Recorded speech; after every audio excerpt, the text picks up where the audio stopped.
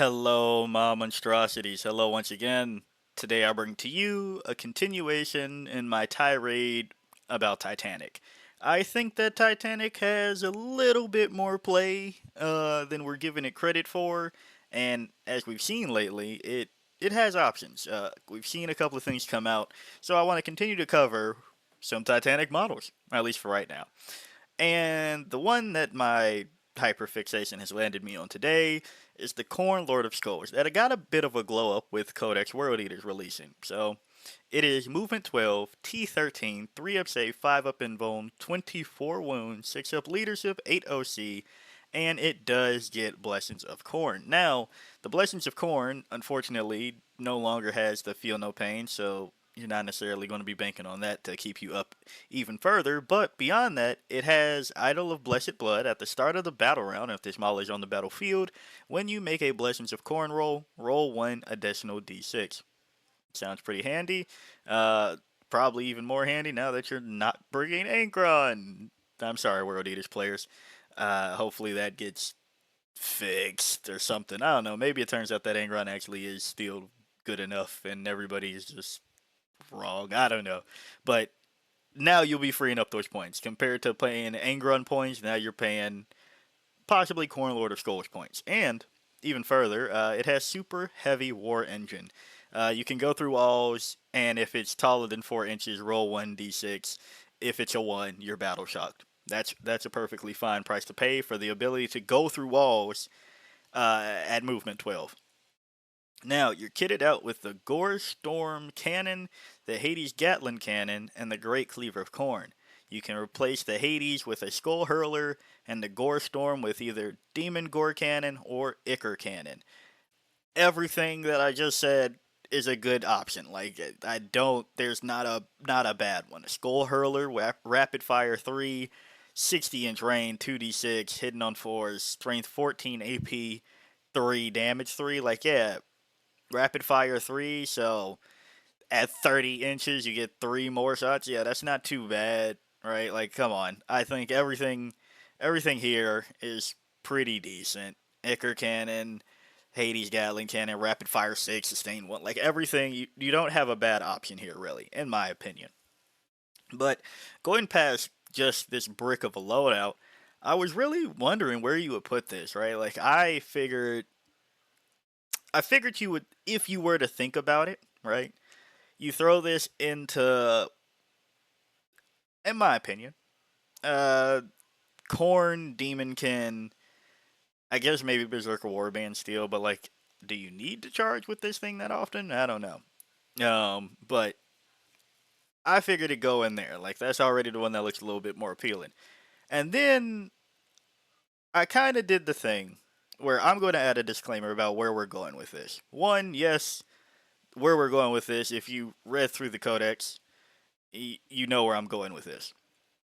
Two, if you know where I'm going with this, some of those detachments are real sleepers, and that's what I think might happen with this one.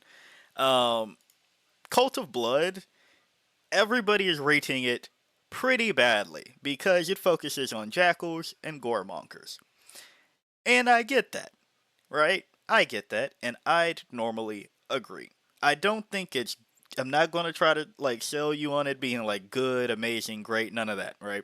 But I do think it's better than people are giving credit for because the other ones are better than that. Um, Namely, Corn Demonkin and Berserker Warband. I think Vessels just got worse because the Blessings got worse, so I don't really know how much that's has play. I don't think Possessed Slaughter Band is that good, and Gore Track, people are still trying to make it work. I don't know. Somebody will figure it out, I guess. But if you look at the other detachment that are equivalent of this that got released recently, no, the plague, the Poxwalker one, whatever. Shamble Rot Victorium. There we go, Victorium. Uh, it's okay. I think it actually did something already. Maybe not a high something, but I know it. I know I heard murmurs of it doing something recently. I can't remember where. That's fine. Then you have the Zangor detachment for Thousand Suns That's insane. I don't think that it's busted OP, but it is a lot better. Um, the Emperor's Children didn't really get one, so I don't think that really counts. But thinking back to Cult of Blood on another thing, this I feel is going to do similar to Crude Hunting Pack and maybe Chaos Cult, where if you know what you're doing, you're going to be scary. If you don't, yeah, you're going to go, oh, those stupid jackals, and it's going to go call it a day.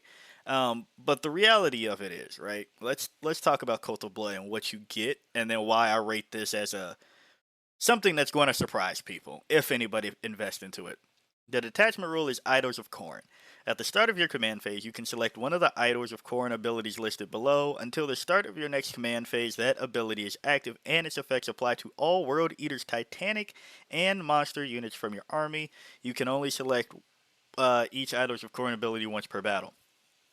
Now, uh, very Gladius, Penitent Host, Synaptic Nexus, Black Templars, the base one, not Wrathful Procession, whatever the first one is, I forget. But picking a thing and doing a thing for the turn, we've seen this before. And if the effects are powerful enough, with Gladius, we keep seeing that you can do something with that. So, let's talk about them. Idol of Infinite Rage. Aura. They're all auras, as you can see. While a friendly Jackals or Goremongers unit is within 6 inches of this model, or 9 if the model is Titanic, each time a model in that unit makes an attack, add 1 to hit, and +1 to wound.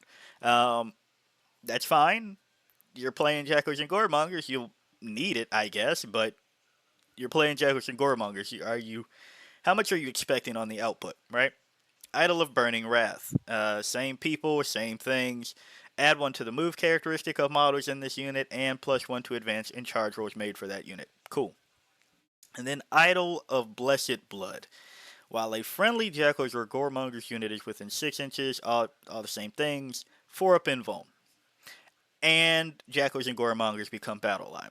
So let's start with why I think this actually has play. So it is a steep cost of 505 points, right?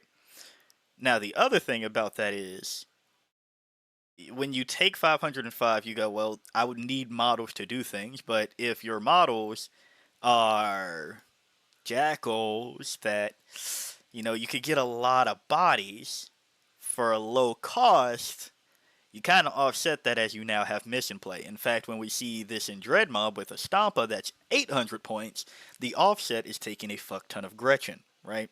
Um, and I would say when we see Imperial Knights, but like, no, it's still, you're taking decently sized things. So you go on that. But while we're here on the Jackals, on top of that, Objective Ravaged. At the end of your command phase, if this unit is within a range of an objective marker you control, you get sticky. And the War Gear ability, Icon of Khorne, each time the Bears unit destroys an enemy unit, you gain 1 bloodshed point. Each time you make a Blessings of Khorne roll 1 additional d6 for each bloodshed point, excuse me, you have, after which all your bloodshed points are lost. Now, are you expecting your Jackals to get a lot of kills? Probably not, but it does get easier when Blessings of Khorne now has devastating wounds. So they probably won't live that long, and there's no way to make them longer, but the Blessings of Khorne, I know a lot of people aren't like fans of it now because there's no feel no pain and there's no advance in charge, but giving, let's say 20 models sustained devastating wounds, yeah, that's something, especially when you can use more d6 to get more things. So we could be looking at sustained lethal devastating wounds, or sustained pile and consolidate 6 inches devastating wounds. Like things like that gets a little bit goofy, right? Now the Jackal profile, it's whatever, right? We go through there. But going back to Cult of Blood, everybody just ignores any of the like fodder unit detachments. And I get it, not everybody's into it. I myself like to run lists that have less models the better, right? Um, but this does have me reconsidering how I've been doing Synaptic Nexus. Synaptic Nexus, the detachment abilities worse, yes, but the style of list kind of the same. And before we go further, I should cover the enhancements at least. Chosen of the Blood God, 15 points. Add 3 inches to the range of the aura ability if you put this on a monster. You're putting this on a Demon Prince of Khorne. After another one. Butcher Lord, 10 points. You can make a World Eater's infantry character go to Jackals or Goremongers. If they go to Goremongers, you have Infiltrate. I don't think you're doing that. Brazen Form. This is the one that I think you're doing first. Road Eater's monster model only. Add one to the bearer's toughness characteristic, and the bearer has a 5 up feel no pain. So, yes, that means that we can make a Khorne Demon Prince, T11, 2 up save, 4 up invuln, 10 wounds, 10-inch movement, lone up because it's around infantry. With a 5 up feel no pain. That's something that, again, your opponent will already be mad that they have to take up a bunch of little shits off the table. Not every army can handle that. And then you back that up with a Khorne Lord of Skulls and lone up fucking Demon Prince. Yeah, with a 5 of Feel No Pain and T11, things will get wacky. And Strategic Slaughter, I also think you might want to look at this, like seriously. After both players have deployed their army, select up to 3 Jackals and or Goremongers units from your army and redeploy them. When doing so, you can put them in strategic reserves. So, the Goremongers, the new unit coming out of Kill Team, have Infiltrate, 8 models for 85 points, and they have a reactive move. You put them up there, wherever the fuck, to stop your opponent's infiltrates, and you redeploy. Yeah, guess what? You're fine, and they have a reactive move, and now you have space for yourself while you're playing fucking World Eaters, so you can't necessarily just get blocked out immediately. Helps with going second, and first situations and all of that jazz, right? Now, going back to Cult of Blood on the stratagems, Bloody Vengeance. Any phase. One World Eater's monster or Titanic unit that was destroyed until the end of the battle, Jackals and Goremongers get reroll hits into the unit that destroyed it. It's fine. I always like these type of stratagems, but this is definitely one of the weaker ones. You can't necessarily get too wacky because you are playing World Eaters, and there's the chance that you get sustained lethal. So sustained lethal reroll hits, yeah, then I can understand why they played it a little bit cautious on just giving reroll hits. Bloodthirsty Horde. One Jackals or a Goremonger's unit from your army that has not been selected fight and is within engagement range until the end of the phase. Each time your unit is selected to fight, when determining which models in it are eligible to fight, any models in your unit that are within 3 inches of one or more enemy models are eligible to fight. When resolving those attacks, such models can target one of those enemy units that is within 3 inches of them and within engagement range of their unit. That doesn't sound amazing to some people until it happens to them. Letting 20 tiny motherfuckers pile in 3 inches, or sorry, not pile in, become eligible to fight 3 inches out with, let's say, everybody has paired manglers, right? 4 attacks, that's 80 attacks going into a target. And again, it could be sustained lethals or devastating wounds, right? So that's quite a bit going into one target. You will pick that thing up. Drawing the slaughter, you get to bring a unit of jackals back. Fail not the blood god. Fight phase, jackal or goremonger unit until the end of the phase. Each time a model in your unit makes an attack, reroll a hit roll of 1. If the model unit is within 6 inches of one or more World Eaters monsters, 9 inches of Titanic, you can reroll the entire hit roll instead. So, if you didn't do Bloody Vengeance and you need it before something dies, guess what? You got Phil, not the Blood God. In the shadow of brass idols, your opponent shooting or the fight phase just after an enemy unit targets some shit. Jackals or Goremongers that's being targeted until the end of the phase. Models in your unit have a 6 up Feel No Pain. If they're within 6 of Monster, 9 within Titanic, 5 up Feel No Pain. 5 up Feel No Pain, 4 up Invuln for 20 models is annoying as shit to pick up for that turn. I should also say, Drawn to Slaughter is 2 CP, and here comes the other 2 CP stratagem, Brazen Idol. Your command phase, monster or Titanic, select one of those idol abilities. It's active for your army instead of any other one that you picked. You can only use this stratagem once per battle. Now, this is good and bad. This means that for one turn, you can pick one of those units that might not have an idle floyd off of it and do it again. And this is good because that means that you can really call out what you might need one more time coming off of a Khorne Lord of Skulls, right? Because we're still a Khorne Lord of Skulls. Your opponent still has to figure out, are they going to pick up Khorne Lord of Skulls and a bunch of Jackals backslash Goremongers? But at the same time, it is 2 CP, but thankfully you are bringing a Demon Prince to reduce the cost of the stratagem at least one time for the fun time, right? So if you make those other things free, and then when you really need it on a turn that you don't have one of these, either probably the fifth turn, right? You're probably not popping one of these on the first turn. I mean, I guess you can do Idol of Burning Wrath. You can just line up everything and go with Idol of Blessed Blood, but I don't really think you're doing all that. So if you skip the first turn from picking one, and then on the fifth turn, bring it back so that, yeah, everybody has +1 to hit, +1 to wound. Maybe. Maybe you pick up everything that you needed to pick up because you just need to flip some last minute objectives to stop your opponent from scoring 15 points that turn or whatever the fuck. We also have to see what the new mission packs do. But this has a lot of serious mission play. I know that Khorne Demonkin can give you just straight up more bloodletters, just right there.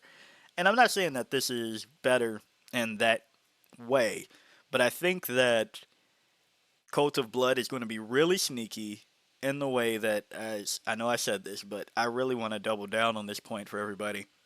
When somebody figures out how to write a decent list for this and then play that list because that's how they want to play World Eaters, you'll be hard pressed to find that type of person, I think.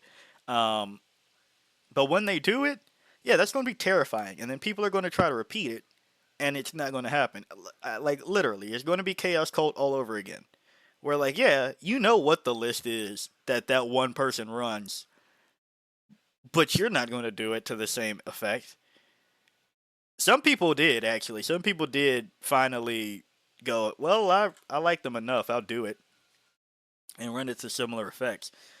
But it'll have like 3 people play it in the season, and because they know, yeah, if I take a Khorne Lord of Skulls that has, let's just say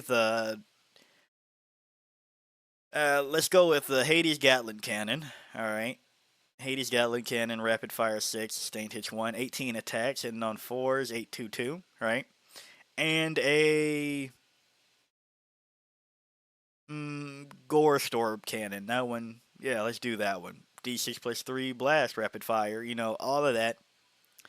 While a bunch of tiny fucks sticky objectives and keep pushing forward, because this is the thing that a lot of people playing 40k, not every army can do this, and not every army should. But quite a few armies like very quickly realize, all right, I got the middle, I have some of the middle, and just stop there immediately. They don't try to push anyway. But if you have a bunch of tiny guys that can sticky an objective, and you lose damn near nothing by throwing them even further to clog up your opponent's field and units. Now your opponent has to fight through 20 T4 guys that now have maybe Feel No Pain, right? Maybe they have a 5-up Feel No Pain. Maybe they even have a 4-up Invuln that turn. Yeah, your opponent's gonna have a tough time trying to trying to score objectives. Also, it should be noted that the Demon Prince of Khorne, each time this model makes a charge move until the end of the turn, its melee weapons have devastating wounds. So, you can't forget that you still have Demon Princes waiting in the wings for this as well, right? Like, you do get done fighting all of these guys, they softened you up a little bit, and then here comes the hammer, and then here comes the hammer. Like, I think that this list design is one that GW has been craving for, but not necessarily finding a good way to implement it. Where on paper you go, yeah, I just take a bunch of jackals and goremongers, and it's not as good as warp meld blood, well, meld forge magic pack, whatever the fucking Zangor one is, right? And yeah, it's not as plug and play as Shamblrot Victorium, right?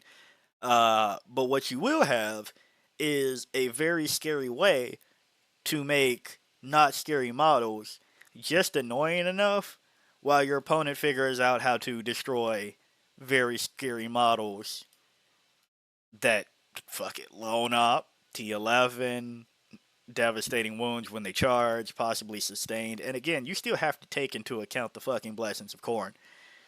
Pile in, consolidate 6 inches for all of these motherfuckers because they get blessings of Khorne.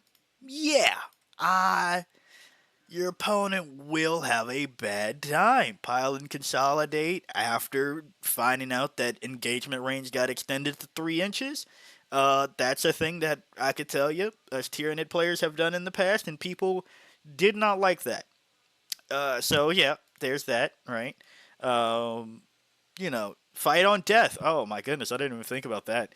The ability to fight on death with again 20 tiny motherfuckers that may or may not have sustained or devastating wounds because you're generating just more fucking dice on top of that between the jackals and having at least one extra dice with the Khorne Lord of Skulls. You have a lot of access to play here that I think got overlooked very quickly. A lot of people were down on the book in general because, yeah, you all took some hits, notably Ingron, and then people are down on the fact that, well, Berserker Warband is tried and true, more or less, and Khorne Demonkin looks appealing because Scarbrand is the new Angron. But I think you still need to look at this one, at least this one, and I know people are like, well, I have a bajillion rhinos, I might as well look at Gore Track, so there's that. Somebody tell me if Possessed Slaughter Band is any good. I try reading through it and I'm not seeing a potential there. But see all that to say, a Khorne Lord of Skulls being cheaper than a Stampa, and you having access to do better things than what Dreadmob can do with their Stampa because your Titanic is cheaper and your little shits are not cheaper, but they are better.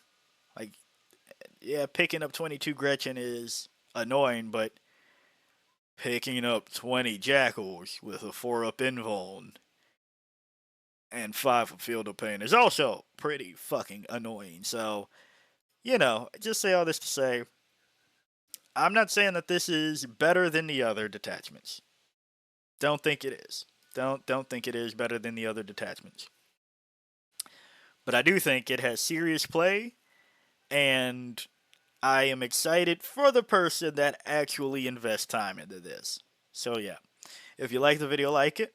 Got a comment for me, comment. And until next time, peace out, my monstrosities.